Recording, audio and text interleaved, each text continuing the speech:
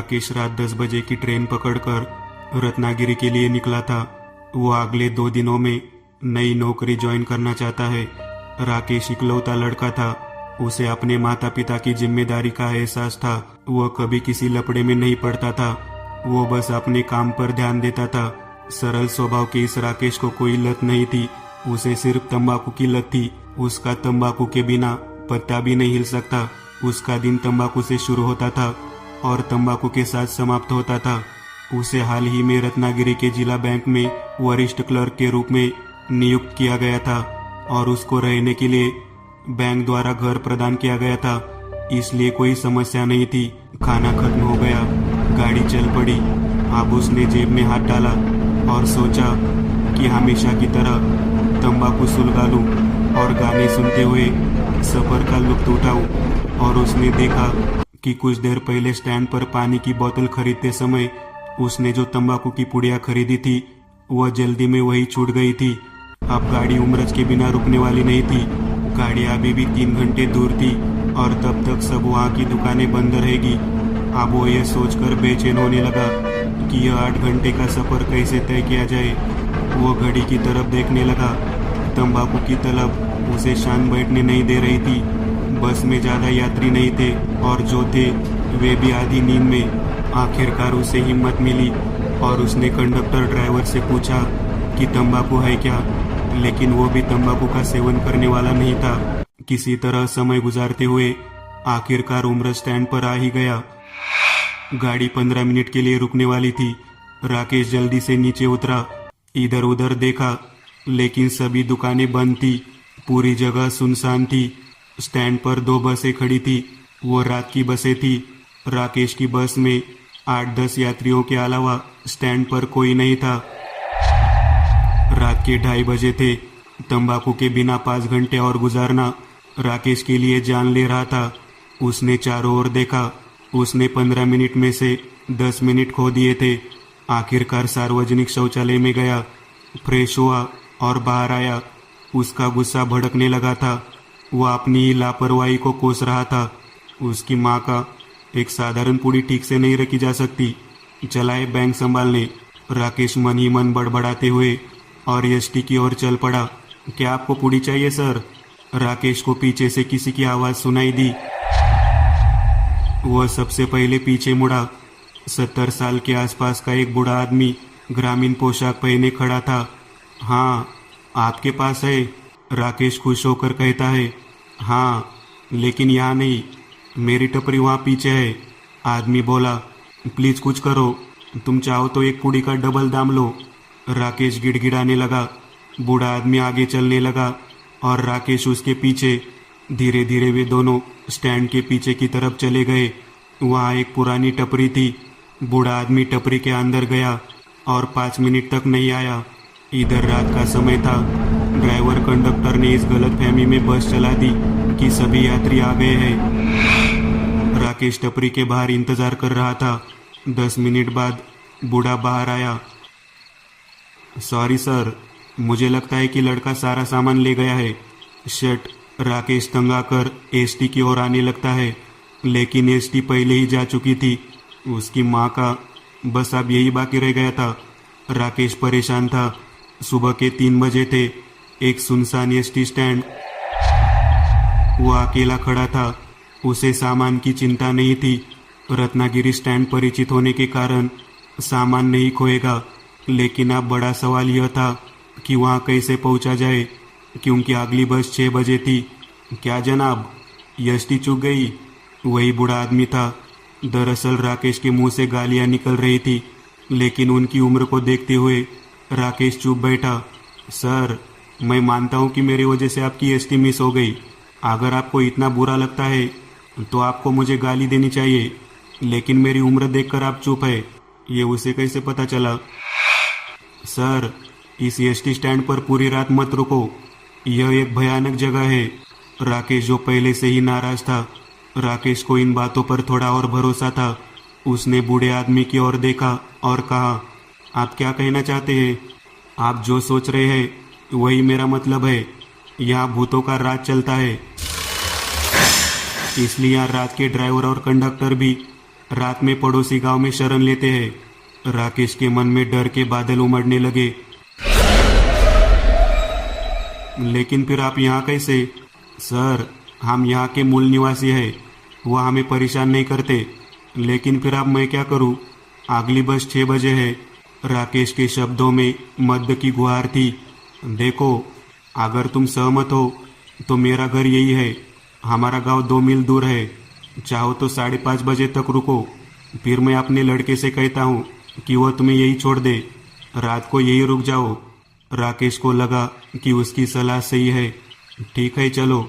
वे दोनों अब ST stand से बाहर आए और बगल की कच्ची सड़क पर चलने लगे। सड़क के पूर्व दिशा में खुली जमीन थी, लेकिन जैसे ही सड़क घने जंगल में घुसी, राकेश को दिखाई देने लगा। ये क्या है? आगे तो जंगल है। हाँ सर, यह रास्ता जंगल से होकर जाता है, लेकिन इसमें ज़्यादा समय नहीं लगेगा। हमें जंगल से 10 मिनट तक चलना होगा। जंगल पूरा हो गया, वह हमारा गांव है, बूढ़े आदमी ने समझाया। धीरे धीरे वे जंगल के पास आ गए। अब छोटी सड़क जंगल से होकर जा रही थी। चारों ओर वड, पीपल के विशाल विशाल पेड़ थे। बूढ़ा व्यक्ति बहुत शांत था। राकेश थोड़ा डरा हुआ था। उसने अपने डर को दूर करने के लिए उस बूढ़े आदमी से बात करने को कहा। आप यहाँ कितने वर्षों से रह रहे हैं? लेकिन बूढ़े व्यक्ति ने कोई उत्तर नहीं दिया। वह बस आगे देखता रहा। राकेश को लगा कि शायद उसने नहीं सुना। उसने दोबारा पूछा, क्या बात है अंकल? मैं क्या पूछ रहा हूँ? ऐसा फिर हुआ। उसने कोई उत्तर नहीं दिया। राकेश को थोड़ा अजीब लगा। राकेश ने मोबाइल फोन निकालने के लिए अपनी जेब में हाथ डाला, लेकिन निकालते समय मोबाइल फोन नीचे गिर गया। वो मोबाइल फोन उठाने के लिए नीचे झुका। मोबाइल फोन उठाया और खड़ा होने ही वाला था। अचानक क्या हुआ? बूढ़ा गायब हुआ। राकेश चौंक गया। उसने जल्दी से इधर उधर देखा, लेकिन बूढ़ा कहीं नहीं दिखा। घना जंगल, रात के 3:30 बजे, और साथ चल रहा आदमी अचानक गायब हो गया। इससे ज्यादा डरावना क्या हो सकता है? अब राकेश को समझ नहीं आ रहा था कि आगे चलते रहे या पीछे मुड़े। फिर एक उसके पीछे से आवाज कान पर पड़ी, क्या सर, आपको तंबाकू चाहिए? उसने पीछे मुड़कर देखा, लेकिन कोई नहीं दिखा। राकेश बिना कुछ सोचे सीधे आगे की ओर दौड़ने लगा। उसे कुछ भी पता नहीं था। वह बस किसी भी तरह इस जंगल से बाहर निकलना चाहता था। वह जान के डर से भाग रहा था तो उसने अपनी बाईं ओर देखा, और भागते भागते भी उसके मुंह से जोर से चीख निकल गई, क्योंकि उसके बाईं ओर वही बूढ़ा दौड़ रहा था। जितनी तेजी से वो दौड़ रहा था, उतनी ही तेजी से राकेश को देख रहा था। उसके चेहरे पर एक विकृत मुस्कान थी। राकेश चिल्ला रहा था और अपनी पूरी ताकत से भाग रहा था। जैसे ही वो भागा, उसने देखा कि जंगल उसके सामने बंद हो रहा है। वो और जोर से भागने लगा और अपने बाजू में देखा, और अब बूढ़ा फिर गायब हो गया।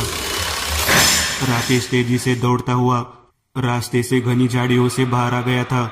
अब दोनों तरफ खुले मैदान थे और दूर दूर उसे कुछ घर दिख रहे थे। यहाँ कोई गांव रहा होगा। आप बिना रुके कुछ भी करके वहां तक पहुंचना जरूरी था। उसकी सांसें फूल रही थी। वह कुछ देर रुका, हाँफता हुआ पीछे देखा, लेकिन पीछे कोई नहीं था। ऐसा कहा जाता है कि भूतों की सीमा होती है जिसके आगे वे नहीं आ सकते। शायद अब उसे लगा कि हम सुरक्षित हैं, और अब वो फिर से चलने लगा। रास्ते के किनारे थोड़ी दूरी पर उसे आग जलती हुई दिखाई दी। आग के पास एक आदमी अपने शरीर पर कंबल ओढ़े बैठा था। राकेश को कुछ सहारा महसूस हुआ। वो दौड़कर आग के पास रुक गया। आदमी ने उसे पूछा, क्या बात है, तुम इतने रात को जंगल में क्या कर रहे थे? राकेश की सांसें थम चुकी थी। हाँफते हुए वो आग के पास बैठ गया। मैं रत्नागिरी जा रहा था, राकेश ने घटना बताई। खैर, ये सब तंबाकू की वजह से हुआ। अच्छा बैठो, यहाँ से सीधे चलोगे तो आधे घंटे में गांव पहुँच जाओगे। मेरे पास पानी नहीं है, लेकिन ये तंबाकू ले लो, अपनी ज़रूरत पूरी कर लो। उम्मीद के तौर पर उसने तंबाकू की थैली राकेश के हाथ में रख दी। डूबते आदमी को लाठी का सहारा जरूरत थी। राकेश ने बटुआ हाथ में लिया और खोला, लेकिन बटुए को कुछ लगा था।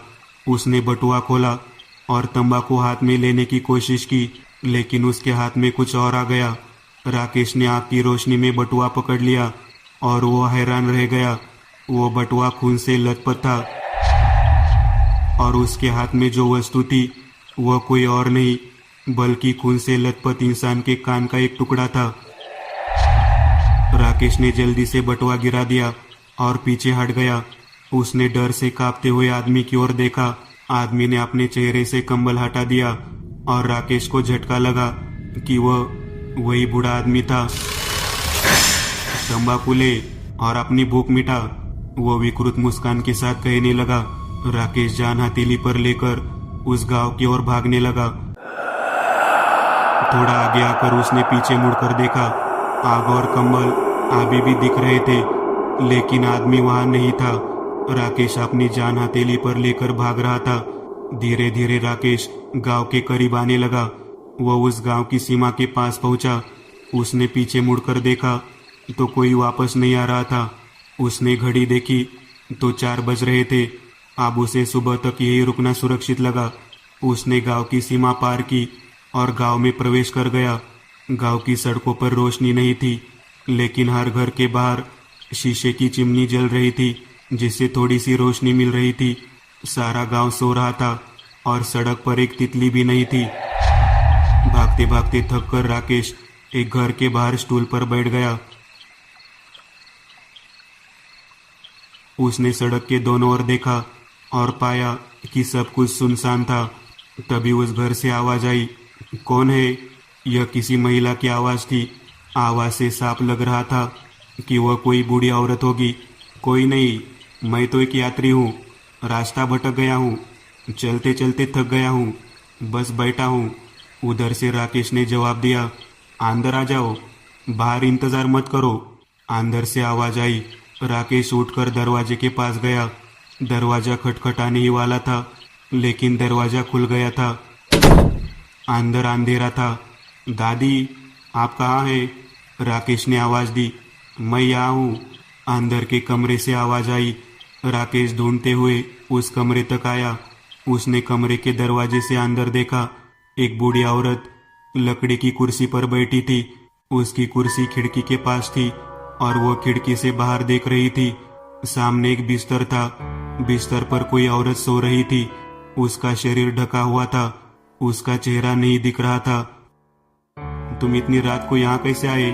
बुढ़िया ने खिड़की से बाहर देखते हुए पूछा। बहुत लंबी कहानी है दादी, मैं थक गया हूँ। क्या मुझे थोड़ा पानी मिल सकता है? हाँ, बगल वाले कमरे में पानी की टंकी है। राकेश जांच कर बगल वाले कमरे में चला गया। उसने बर्तन को टाकी में डाला, लेकिन टंकी खाली थी। वह पीछे मुड़ गया और वापस बुढ़िया के कमरे में आ गया। उसने कमरे में देखा और एक पल के लिए उसका ध्यान भटक गया, क्योंकि कमरे में कोई नहीं था, न तो बुढ़िया और न ही बिस्तर पर लेटी महिला। राकेश पीछे मुड़कर बाहर के कमरे में आया। राकेश ने डर कर दादी को आवाज लगाई। अरे मैं यहाँ हूँ। वो आवाज अंदर वाले कमरे से आ रही थी, जहाँ से राकेश ने अभी देखा था, लेकिन तब वहाँ कोई नहीं था। कांपते हुए राकेश फिर उस कमरे में गया। अब बुढ़िया वैसे ही बैठी थी और बिस्तर वाली औरत भी वही लेटी हुई थी। दादी, अभी मैंने देखा तो आप यहाँ नहीं थे। राकेश ने डरते हुए कहा। ओह, मैं यही थी। तुम्हें थकान महसूस हुई होगी। बुढ़िया अभी भी उसकी ओर नहीं देख रही थी। वह खिड़की से बाहर देख रही थी। राकेश बिस्तर पर सो रही महिला को देख रहा था।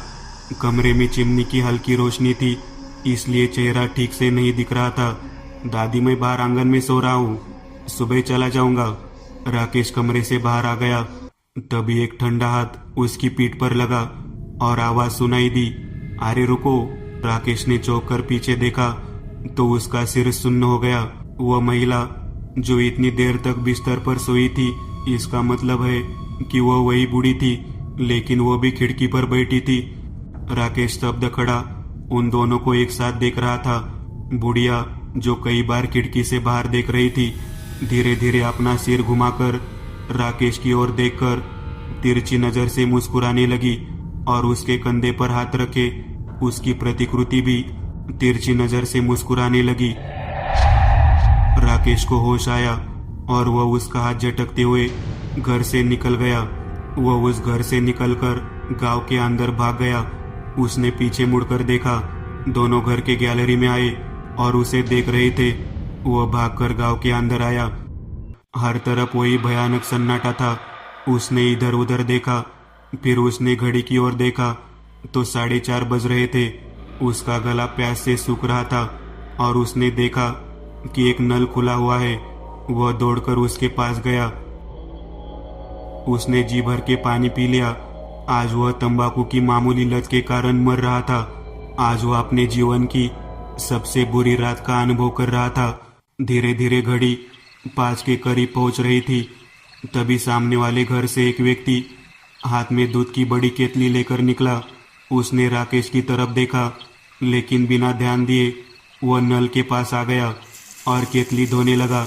वह आदमी बिल्कुल सामान्य लग रहा था। राकेश वही एक तरफ खड़ा हो गया और सोचने लगा कि उससे बात करूं या नहीं, क्योंकि अब तक उसने जो अनुभव किया था उससे वह काफी डरा हुआ था। लेकिन इतने में उसी आदमी ने कहा, क्या इतनी सुबह कहाँ? रास्ता छूट गया, मुझे स्टैंड पर जाना है। एसटी 6 बजे है। अगर आप चल रहे हैं तो क्या आप मुझे छोड़ सकते हैं? हाँ, मैं छोड़ दूंगा, वही जा रहा हूँ, लेकिन उससे पहले आप मेरे घर पर चाय पियेंगे, फिर निकलेंगे। तुम बहुत थके हुए लग रहे हो, चलो अंदर आओ। राकेश उसके पीछे पीछे उसके घर में चला गया। घर में चिमनी की रोशनी आ रही थी। घर छोटा था, इसलिए परिवार के सभी सदस्य घर के बाहर वाले कमरे में सो रहे थे। अंदर स्टोव की आवाज आ रही थी। रेशमा, चाय, मेहमान आए हैं। उसने रसोई की ओर देखा और आवाज लगाई। हाँ, अंदर से एक महिला ने उत्तर दिया। तुम हाथ पैर धो लो, चाय लो और तुरंत निकल लेते हैं। नतीजा ये हुआ कि उस आदमी ने राकेश को मोरी का रास्ता बता दिया। घर के पीछे चलते हुए राकेश ने रसोई में देखा, सिर पर घूंघट लिए एक महिला स्टोव के पास चाय बना रही थी। राकेश पीछे गया और हाथ पैर धोकर बाहर आ गया। वो पीछे बैठी थी, इसलिए उसका चेहरा नहीं दिख रहा था। वापस आकर उसने रसोई में देखा, महिला वैसे ही चाय बना रही थी। अब वो बाहर के कमरे में आया, वहां कोई नहीं था। राकेश को लगा कि वो आदमी केतली को गाड़ी पर लटका रहा होगा। उसने दरवाजे से बाहर देखा, लेकिन वह बाहर नहीं था। राकेश 5 मिनट तक वैसे ही खड़ा रहा। वह अब रसोई में आया। वह औरत अभी भी वही थी। भाभी, भैया कहाँ है? हमें निकलना था। राकेश ने आवाज दी। अरे रुको, चाय पी लो। उसने राकेश की ओर देखते हुए पीछे मुड़कर और राकेश के शरीर पर कांटा लग गया। उसकी शक्ल बहुत डरावनी थी, आंखें धसी हुई, चेहरा सफेद, सुई जैसे दांत और चेहरे की हड्डी दिख रही थी। मुंह पर खून। वह हाथ में चाय का कप लेकर तिरछी ढंग से मुस्कुरा रही थी। राकेश घुमा और दरवाजे की ओर भागा, लेकिन फर्श पर लेटे एक आदमी ने अवरोध के कारण वो उनके ऊपर गिर गया। वो कोई इंसान नहीं, बल्कि आंशिक रूप से सड़ा हुआ मानव शरीर था। राकेश चिल्लाता हुआ उठा और अपनी जान बचाने के लिए घर के दरवाजे से बाहर भागा। यह गांव भूतों का है, यहाँ कोई इंसान नहीं है। अब उसे इस बात का एहसास हुआ। वो फिर से गांव के दूसरे कोने पर बने सीमा की ओर भागने लगा, क्योंकि एक बार यह सीमा पार हो गई तो हम बच जाएंगे, और अब तक अगर मैं बच गया तो जरूर बच जाऊंगा। वो भगवान का नाम लेकर भागने लगा। तभी उसके पीछे से आदमी की आवाज आई, अरे भाई, चाय ले लो, स्टैंड पर छोड़ दूं क्या? जैसे अजीब आवाज आने लगी, लेकिन वो उधर देखे बिना भागता रहा। बिना रुके उसने पीछे मुड़कर देखा और कलेजा चीरने वाला दृश्य था। उसके पीछे लगभग 20 से 25 लोग थे। पुरुष, महिलाएं, बूढ़े सभी दौड़ रहे थे, चीखते चिल्लाते हंसते। इनमें वे सभी लोग थे जो रात में उसे मिले थे। सामने गांव की सीमा दिख रही थी। राकेश अपनी जान बचाकर भागा। उस सीमा को पार कर गांव के बाहर आया और पैर में मोच आने के कारण वो गिर गया। उसने पीछे मुड़कर देखा अब उस गांव की जगह सिर्फ वीरान घर नजर आ रहे थे। जो कुछ पल पहले एक सामान्य गांव था, वो अब सिर्फ वीरान था। राकेश धीरे धीरे चला और कुछ ही देर में हाईवे पर पहुंच गया। सामने से एसटी आ रही थी। उसने एसटी पकड़ ली और खिड़की के पास बैठ गया। घाट शुरू हो गया। घाट शुरू होते ही उसे खिड़की से वही भयानक वीरान गांव दिखाई देने लगा। आगे की सीट पर बैठा एक व्यक्ति दूसरे को बता रहा था, उस शापित गांव को देखिए, वहां गया कोई भी व्यक्ति कभी वापस नहीं लौटा। लेकिन वो गांव शापित कैसे हो गया? सामने वाले ने सवाल पूछा। 10-12 साल पहले की बात होगी। कोई यात्री गांव के एसटी स्टैंड पर उतर रहा था। मामूली बात पर उस व्यक्ति से विवाद हो गया, जिसमें गांव के ही उस व्यक्ति ने यात्री की पिटाई कर दी। यात्री उस समय तो वहां से चला गया, लेकिन रात को वह कई लोगों के साथ आया और दुश्मनी के कारण पूरे गांव में आग लगा दी। रात के अंधेरे में नींद की हालत में पूरा गांव जला दिया गया। निर्दोष लोगों को मार डाला गया। तब से हर रात एक बूढ़े आदमी की आत्मा यहाँ भटकती है और यात्रियों को बहलाकर गांव ले जाती है। उस गांव में आज भी अतृप्त आत्माएं हैं, जिन्हें हर आने जाने वाले में वही अपराधी नजर आता है जिसने गांव में आग लगा दी थी। तभी से यह गांव शापित है।